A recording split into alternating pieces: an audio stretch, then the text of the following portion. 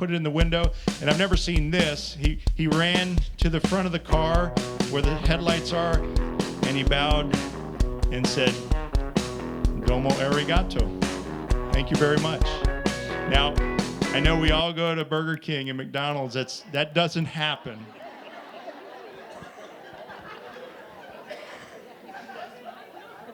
There's something about that mutual respect that where all boats rise with the tides.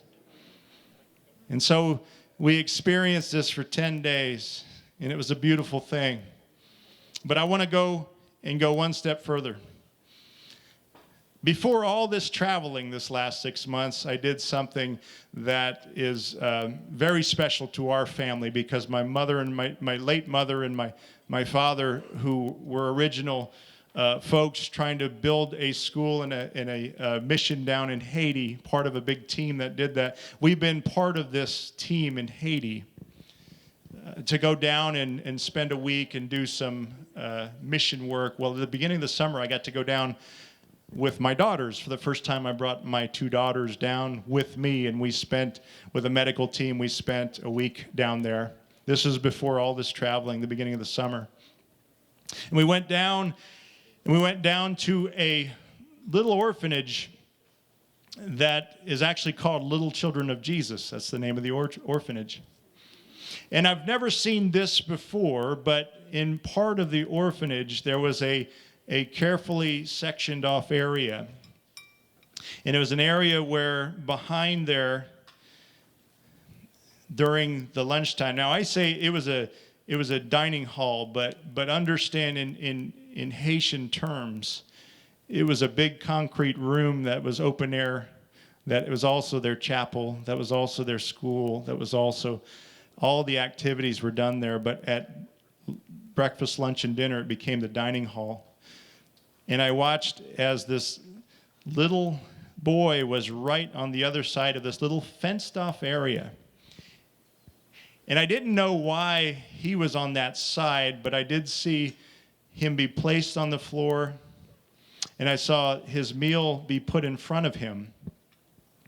And now, forgive me, this might be a little hard to hear. It certainly was hard to watch.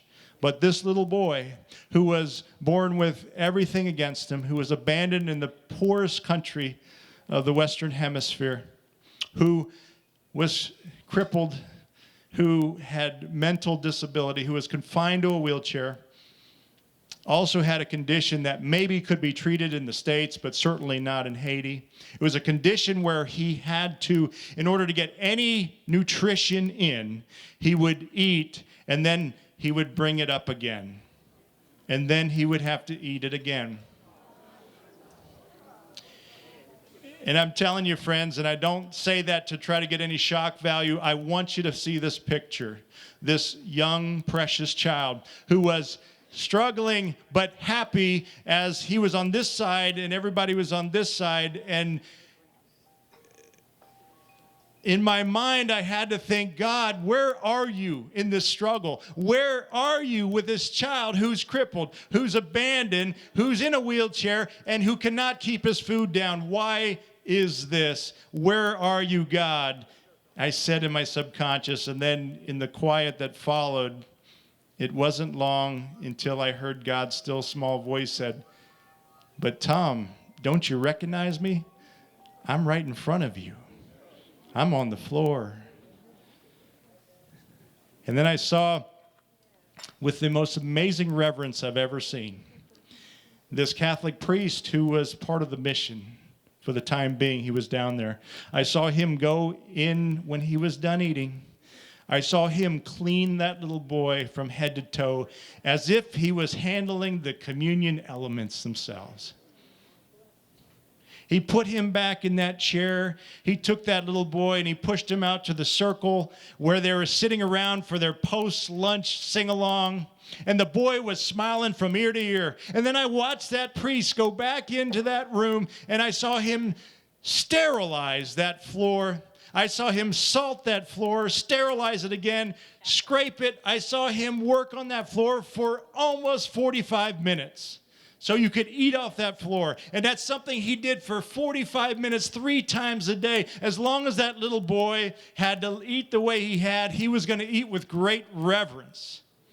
Friends, I'm telling you, when you see that with tears in your eyes, you realize that there's a deeper meaning to all the stuff we do. Amen? When you understand that value comes from our service that we give to others, that's where life gets its flavor.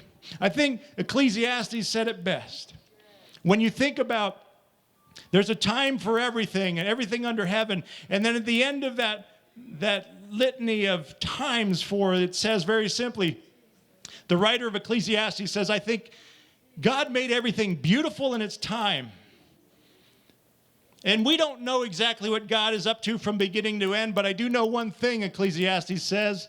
It says that there is nothing better for us to do than to eat, than to drink, and find satisfaction in our toil. For this is the gift from God. And as I look out across everyone here, everyone gathered, I think of what you do every day. You do it because you want to be part of God's love story being told through your hearts and your hands. God bless you for it.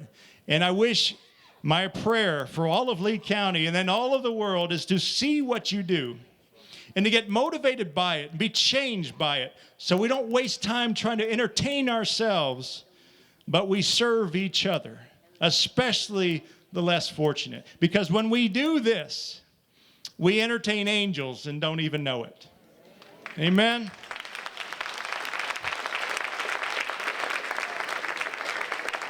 So friends, bravo for what you do. Thank you so much for having me, and God bless you all.